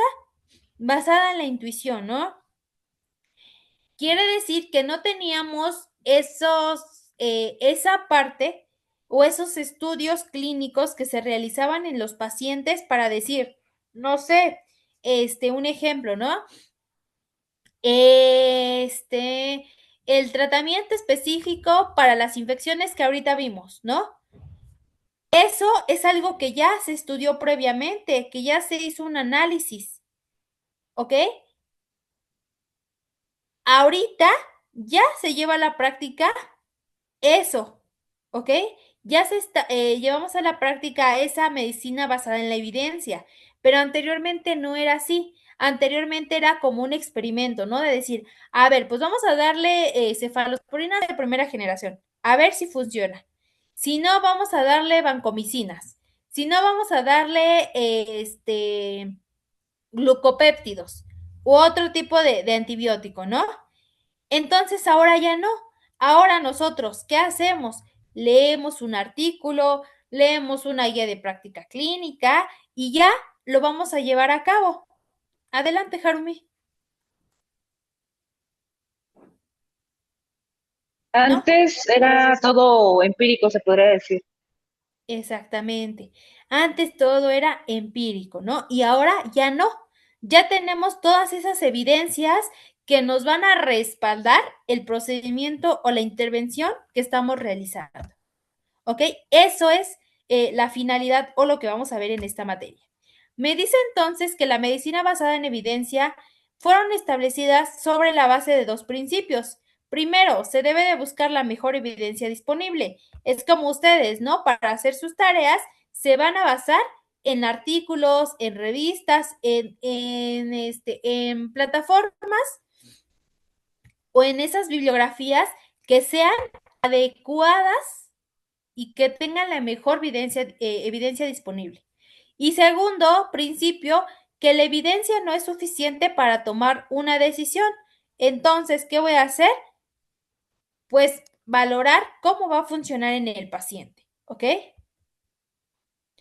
Me dice que la práctica basada en la evidencia es una aplicación del paradigma de la medicina basada en evidencia a nuestra práctica clínica. ¿Por qué dice esta parte, chicas? Bueno, porque en muchas de las ocasiones a lo mejor podemos tener el mejor conocimiento, pero si no lo ponemos en práctica en el día con día, pues únicamente lo sé, pero no lo estoy poniendo en la práctica. ¿Qué quiere decir? Que no estoy haciendo la práctica basada en la evidencia científica, ¿ok? No estoy llevando a la práctica esa parte. Entonces me dice que este ejercicio surge como un medio para afrontar mejor los retos de la medicina actual, los cuales nos afectan directamente, entre ellos la existencia de una gran cantidad de información científica continua en evolución, la exigencia de ofrecer la máxima calidad asistencial y la limitación de recursos destinados a la atención sanitaria. ¿Ok? Entonces, ¿por qué nosotros nos estamos preparando? Estamos haciendo una especialidad para brindar mejores cuidados, ¿no? Aparte de que pues van a ganar muchas de las ocasiones mejor, ¿no? Entonces, esto es lo que yo estoy haciendo. Les estoy dando la medicina basada en la evidencia y ustedes van a llevar esa medicina basada en evidencia a la práctica basada en evidencia científica. Pero, ¿qué creen? Que seguramente nos vamos a dar cuenta o se han dado cuenta muchas de las ocasiones de estos tres, ¿qué podemos decir? Retos a los que nos vamos a enfrentar cuando hagamos medicina basada en evidencia y la llevemos a la práctica. Me dice, primer reto que voy a tener, el cambio de la mentalidad el cambio de mentalidad del clásico modelo de pensamiento inductivo basado en la verificación a un modelo de pensamiento deductivo basado en la refutación. ¿Ok? Les voy a leer todo y vamos a ver qué es lo que ustedes me dicen de esta parte. Me dice, este cambio de mentalidad implica una adaptación curricular en la formación que transforme el actual modelo pasivo-receptivo a un modelo activo-participativo, el cual debe incluir los siguientes cambios: de un proceso educativo centrado en la enseñanza, aún centrado en el aprendizaje. Segundo, en el cual el protagonista ya no sea el profesor, sino el alumno. Tercero, en el que sea preferible la información al conocimiento. Cuarto, que el objetivo del aprendizaje no sea el conocimiento, sino el método de búsqueda del conocimiento. Ahora, primer punto que me marca aquí, el cambio de la mentalidad. ¿Qué me pueden decir? ¿Cómo lo vemos en el hospital, chicos? Tan solo.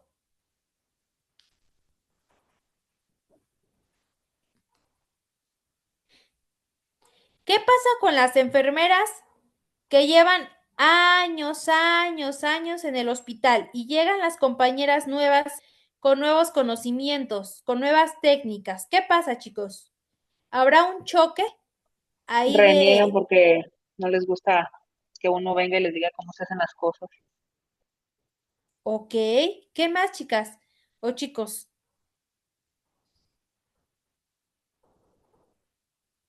Las Es muy personas difícil antiguas, explicarles. Ok, difícil explicar. Cintia,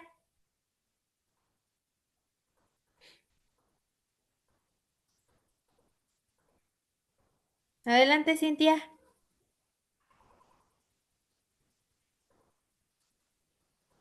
¿Qué pasa con ese personal? ¿Eran enfermeras qué? Principalmente empíricas, ¿no, Harumi? Como lo mencionaste. Y ahora ya no somos enfermeras empíricas, ahora somos enfermeras científicas, ¿ok? Entonces, este cambio de mentalidad es uno de los problemas a los que nos enfrentamos, porque como por ejemplo, puede estar la enfermera que ya lleva, no sé, 40 años, ¿no? Un ejemplo, en el hospital. Y llega la enfermera que trae conocimientos nuevos, actualizaciones en procedimientos, pero la enfermera, pues era una enfermera empírica que no se está actualizando ni nada de eso. Entonces, si llega la enfermera que va egresando de su escuela y quiere a lo mejor realizar un procedimiento de acuerdo a como ya está actualizado, ¿qué va a pasar? Que va a tener un choque con la otra enfermera, ¿no? Y esto es uno de los problemas a los que nos enfrenta la medicina basada en la evidencia y la práctica que vamos a tener, ¿ok? Y empezamos incluso con los problemas entre compañeros. Segundo problema, el exceso de información científica al que nos vemos sometidos en la actualidad se ha acuñado al neologismo infoxificación para definir el estado de intoxicación de información. ¿Qué quiere decir esto, chicos? Ejemplo, yo les dejo una tarea, ¿no? Les dejo la tarea de que me hagan un resumen de, no sé, se me ocurre, ¿no? De insuficiencia respiratoria aguda. Y ustedes van a empezar a buscar en internet, en artículos, en revistas, en libros, ¿ok? Y entonces, en un lado, les aparece, en una revista X, les aparece una información. En el artículo les aparece una información diferente, ¿no? En el libro les aparece otro tipo de información que nada que ver con las anteriores. Entonces decimos, ¿no? Y seguramente les ha pasado, híjoles, ¿y ahora qué pongo? Y nos revolvemos con la información porque no sabemos ni qué. A eso se le conoce como intoxicación de información. El exceso de información que tenemos, ya no sabemos cómo ocuparla, cómo resumirla, qué colocar en mi trabajo, ¿no? Esto es un problema que me trae lo que es la medicina basada en evidencia, exceso de información. Y muchas de las ocasiones tengo información que no me sirve, ajá, información que no es útil, que es información basura, pero al final de cuentas, muchas de las ocasiones me confunde o me revuelve en el texto que estoy analizando, leyendo. ¿Les ha pasado, chicos, chicas?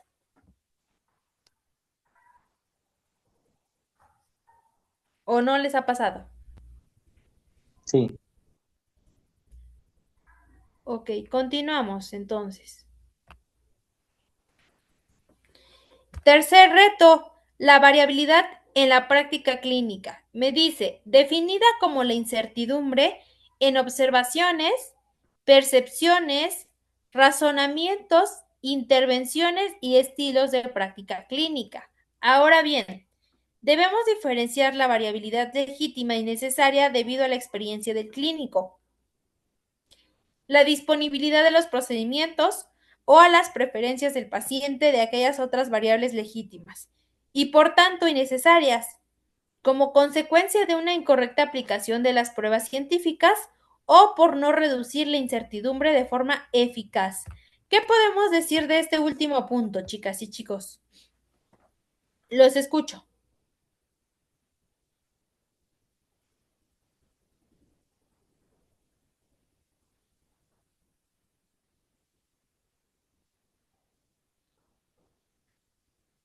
Los escucho. Como que cada enfermero maneja su librito. O sea, tenemos guías de práctica clínica, tenemos apoyos para seguir un procedimiento, pero a veces hay esa variabilidad por los factores que mencionaba anteriormente. A veces hay una negación a quererse actualizar. Tenemos toda la vida haciéndolo de una manera. Entonces, no aceptamos el conocimiento que va saliendo nuevo y que está fundamentado en un trabajo de investigación. Por ejemplo, lo que menciona sobre todo lo que son las acciones esenciales de seguridad del paciente. Se hacen estudios y hay una evidencia científica que avala el nuevo conocimiento que está saliendo, pero a veces tenemos que luchar con las creencias que ya están demasiado arraigadas en cómo hacemos un procedimiento, o a veces lo que mencionaba también, simplemente tenemos compañeros que a veces terminaron su escuela, ya no vuelven a tomar un curso, ya no se preparan, y pues no es lo mismo hace 10, 5 años que ahorita. Entonces, tenemos esa variabilidad al momento de poner el conocimiento que se supone que traemos, al momento de ponerlo al servicio del paciente. Exactamente, ¿no, Lore? Muy bien, Lore. Entonces, pues aquí ya prácticamente Lore nos explicó, pues de manera muy asertiva, este tercer punto que tenemos aquí, ¿no? Y bueno, ¿cómo? Me dice, pasos estructurados en la práctica basada en la evidencia. Formular una pregunta clara a partir del problema, clínico analizar. Búsqueda sistemática de las mejores pruebas disponibles en la bibliografía. Valoración crítica de las mejores pruebas científicas encontradas. Aplicabilidad de los resultados de la valoración a nuestra práctica clínica. Evaluar su rendimiento con base en los estudios de adecuación de la práctica clínica en la evidencia científica. ¿Por qué les pongo este cuadro, chicos? ¿Ok? Importante. Recordemos que yo les dije, ¿no? Que en muchas de las ocasiones tenemos ese exceso de información. Pero ¿por qué pasa esto? Porque no sabemos buscar información. ¿Ok? ¿Qué luego le ponemos en el internet, en la computadora? Porque con esto de la tecnología ya no nos vamos a la biblioteca, ¿no? Física, sino pues a veces a la biblioteca digital que tenemos, en el internet, ¿no? San Google. Entonces, ¿qué es lo que pasa? Que googleamos, yo les dejo de tarea, ¿no? Infección de vía respiratoria, insuficiencia respiratoria aguda. Y ustedes ponen en el internet, insuficiencia respiratoria aguda, y les desplaya muchas páginas. Y ustedes se meten a la de los artículos, después abren una de una revista, luego abren de otra revista publicada y así, y abren muchas páginas. Y de una sacan un pedacito, de otra sacamos otro pedacito, de otra página otro pedacito y así armamos nuestra información. Eso no es lo correcto. No, por eso nos tardamos haciendo tareas, por eso no entendemos la información que estamos haciendo de tarea, ¿ok? ¿Por qué? Porque no sabemos hacer una búsqueda eficiente de información. ¿Cómo vamos a hacer una búsqueda eficiente de información? Haciendo estos sencillos pasos que tengo aquí y que les voy a enseñar más adelante. Entonces, eso es búsqueda de evidencia científica, ¿ok? O lo que es la medicina basada en evidencia. Y me dice, en la práctica basada en la evidencia se conjugan dos claves. Primero, mantenerse al día en los avances de la medicina mediante los trabajos científicos publicados que presenten las mejores pruebas científicas para ofrecer a nuestros pacientes un servicio mejor y más seguro. Obviamente, ¿no? Yo les decía, ¿por qué nos queremos actualizar? Pues porque le queremos dar, ¿qué cosa? Pues un mejor servicio a mi paciente, ¿no? Un servicio de calidad, pero también un servicio seguro.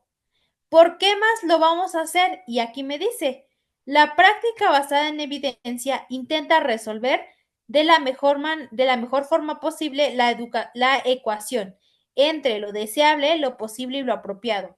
En medicina, una ciencia sembrada de incertidumbre, variabilidad de la práctica clínica, sobrecarga de información, aumento de demanda y limitación de recursos.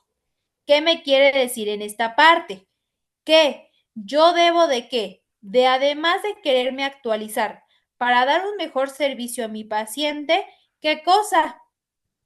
Pues obviamente dejar atrás esa práctica vieja, esa práctica antigua y actualizarme, ¿no?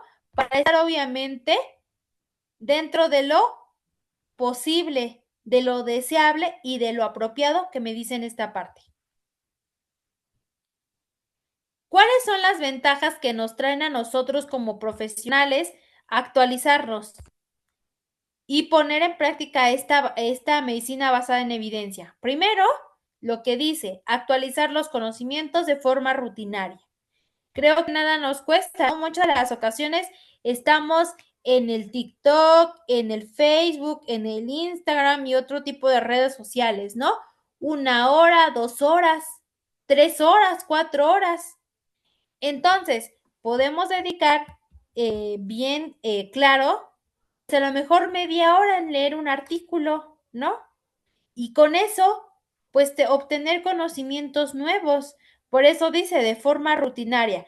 Recordemos que para que nosotros hagamos un hábito en nuestra vida diaria, debemos de hacer esa repetición durante 21 días. Si yo durante 21 días leo media hora un artículo, ¿qué creen? Que voy a crearme un hábito, ¿ok? Continuamos.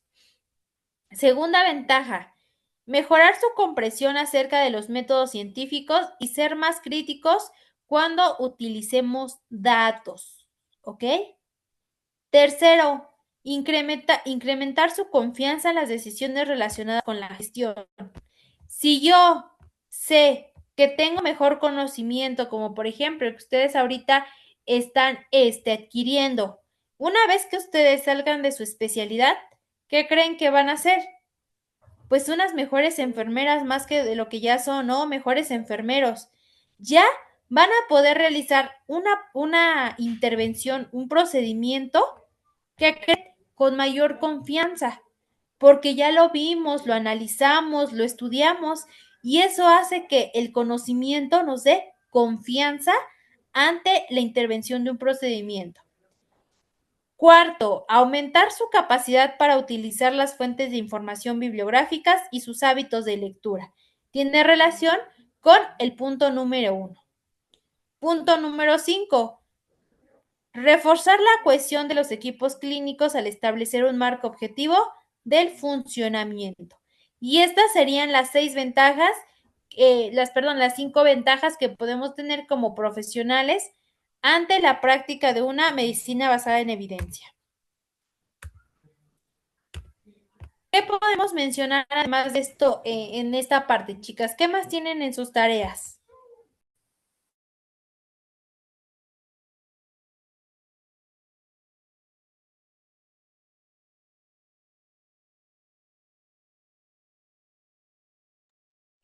Bueno, que los estudios en los que nosotros nos basamos tienen un nivel de confiabilidad.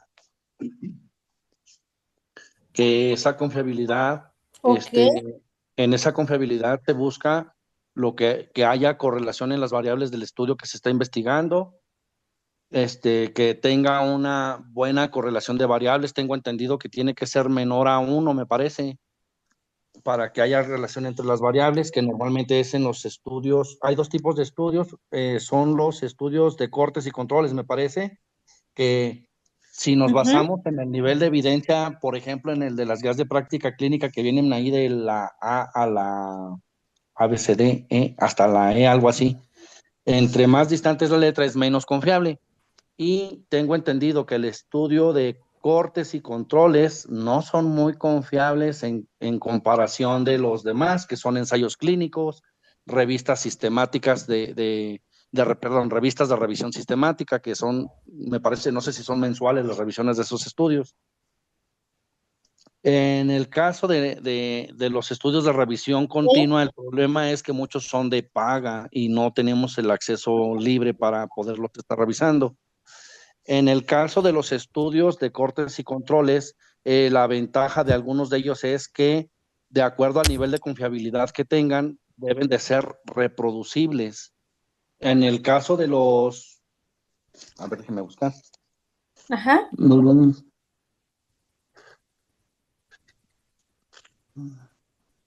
En el caso de los estudios perdón, perdí mi nota, déjenla busco. Sí. Aquí está. En los estudios que buscan validez interna, dice, es en el grado en el que se pueden manipular las variables de forma independiente, tratando de buscar una asociación entre la causa y la situación del evento.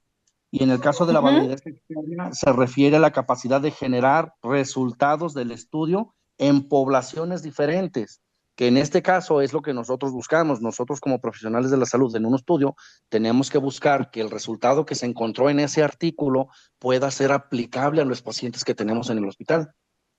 Ok. Por el momento.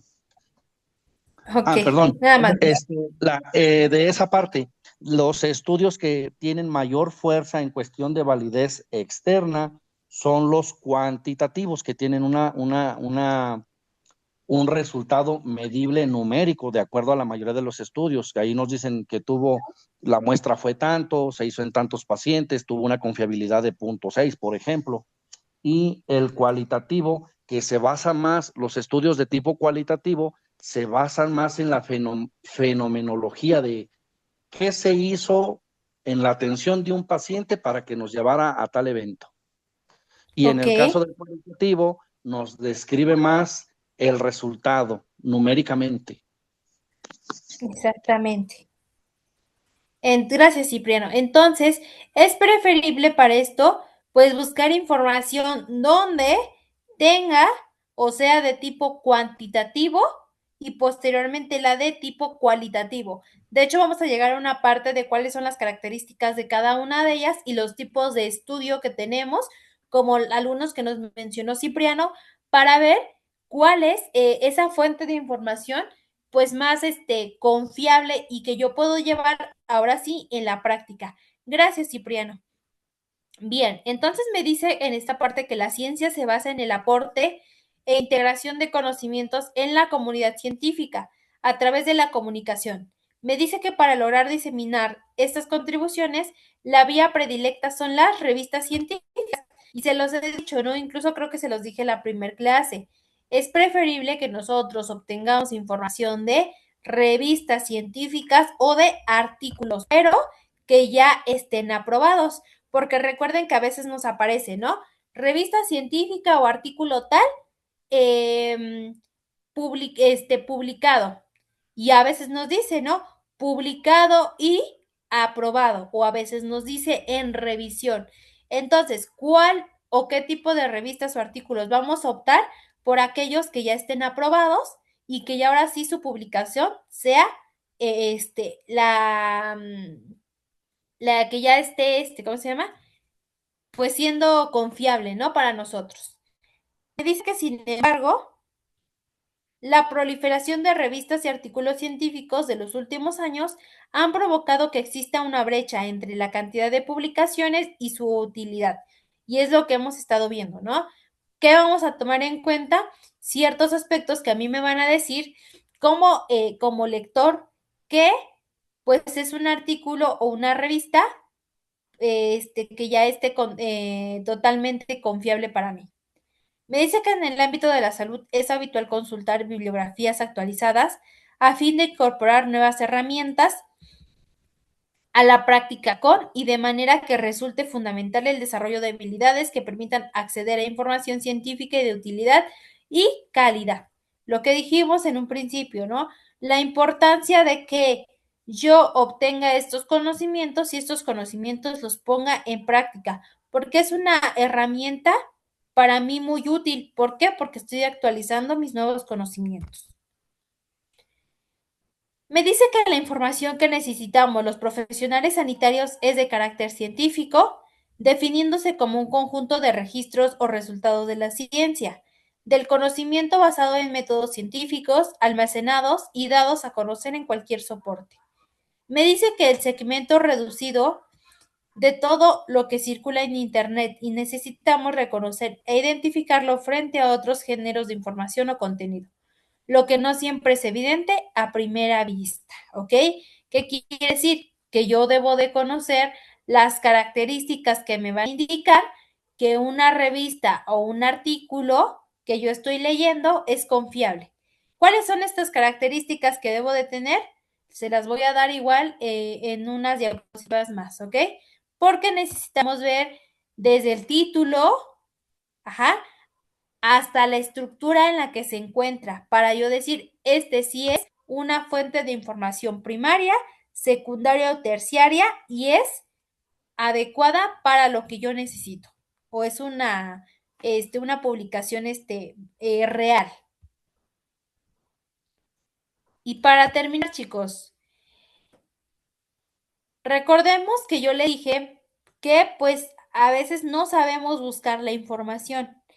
Pero, ¿cómo voy a hacer o qué debo de saber yo para buscar una información adecuada y que me dé lo que yo quiero como resultado? Porque a veces el Internet nos da todo menos lo que queremos saber. Entonces, para que me dé la información exacta que yo quiero, con la información adecuada que yo quiero, pues, ¿cómo voy a hacer? ¿O cómo voy a empezar?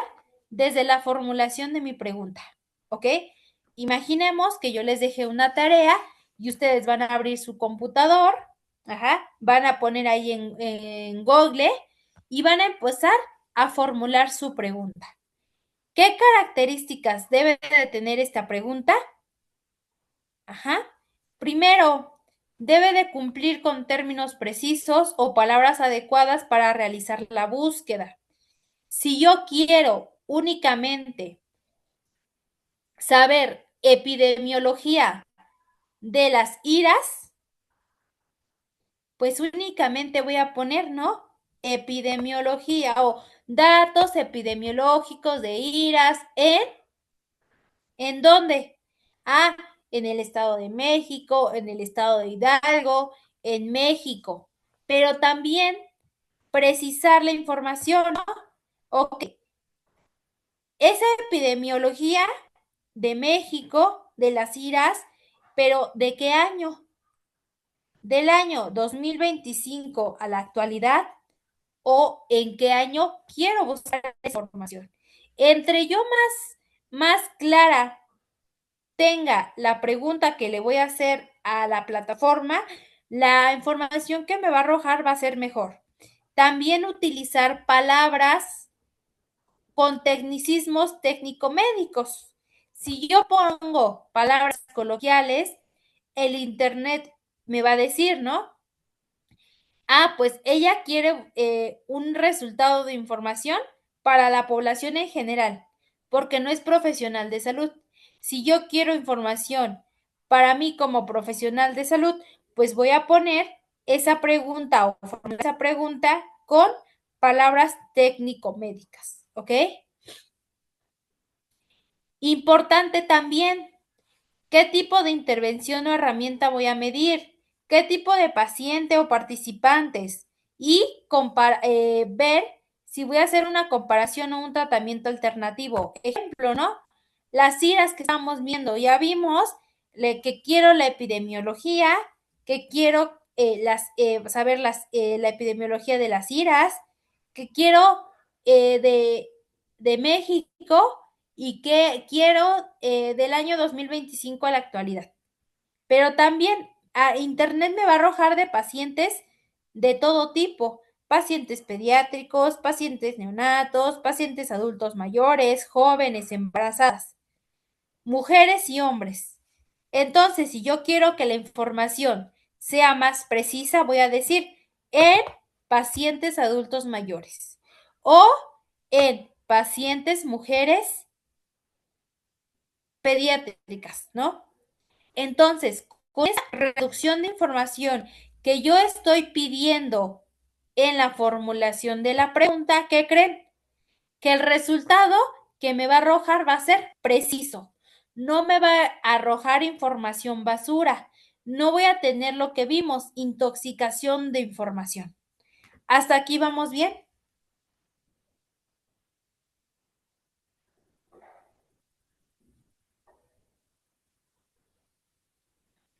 ¿Vamos bien hasta aquí? ¿Sí Sí. vamos entendiendo? Sí entendimos, ¿verdad? Entonces, bueno. Entonces, para la siguiente semana, mande. Perdón, yo en lo particular diría que hasta el momento sí, porque a la hora de buscar a lo mejor le damos lata. Ok, sí, ok, entonces, qué bueno que vamos entendiendo. Incluso la siguiente clase vamos a ver, o les voy a compartir unos buscadores que son gratuitos, unos donde pagamos suscripción, pero son buscadores en donde únicamente me dan información adecuada, científica, que ya está aprobada y es la más actualizada. Incluso hay buscadores en donde yo puedo buscar información del año 2025 nada más, del año 2024 y así sucesivamente. ¿Ok? Entonces, eso lo vamos a ver la siguiente clase. Vamos a ver la siguiente clase, el método PICO para la formulación de la pregunta. Vamos a ver qué tipo de fuentes de información tenemos y les voy a dar, en este caso, las fuentes de información que les dije. Miren, aquí tengo algunas, ¿no? PubMed, Envase, Lilacs, Library, Science, Scopus, Cielo, Redalic, Latindex, Clinical Kale, Inviomed, DOAG y demás, ¿ok? Bueno, entonces nos vamos a quedar hasta aquí. La siguiente clase pues terminaríamos de ver esta materia. Si no terminamos, pues lo dejaríamos hasta la siguiente, ¿ok? Dentro de 15 días. Pero de ser así, pues espero que la siguiente clase terminemos para que dentro de 15 días, ahora sí creo que ya iniciamos con fisiopatología, ¿verdad, chicas? ¿Y chicos? Sí. Ok, perfecto. Entonces, pues lo dejaríamos hasta aquí. Les deseo un bonito inicio de semana. Apenas es martes, entonces pues apenas va iniciando nuestra semana laboral, ¿no? De muchos de nosotros. Entonces, si no hay dudas, preguntas hasta aquí, nos quedaríamos. Recuerden que la siguiente clase tampoco tienen tarea. Hasta dentro de, hasta dentro de 15, ¿no, chicas? Porque dijimos que eran 2 semanas que no íbamos a tener tareas. Sí, una Sí. pregunta, maestra. Adelante. Sí, dice que no tenemos tarea esta semana ni la otra. Y el que nos apareció ahí en el grupo de WhatsApp que dice tarea 7, fundamentos de la fisiopatología en el paciente crítico que vence mañana a las 6 de la Ya tarde. le cambió la fecha. Ajá, le voy a cambiar las fechas y todo eso, chicos. Ven que les dije Ah, que lo ok. iba a modificar. Ok, entonces no nos preocupamos por eso, ¿verdad? Le va a cambiar la fecha. No, Ah, ok, no, muy no bien. se preocupen. Si lo quieren subir, súbanlo. Ya cuando yo modifique la fecha, ya les va a aparecer normal. Ok, Entonces, no hay gracias. Sí, problema. porque ya estaba asustado. Gracias. No, no te preocupes, Roberto. Gracias. Ok. Bueno, entonces los veo hasta la siguiente semana. Cualquier cosa me mandan un mensajito, ¿ok? Que estén muy bien, chicos. Gracias, nos Cuídense. vemos. Hasta luego. Gracias, maestra. De nada, hasta luego, Nelly.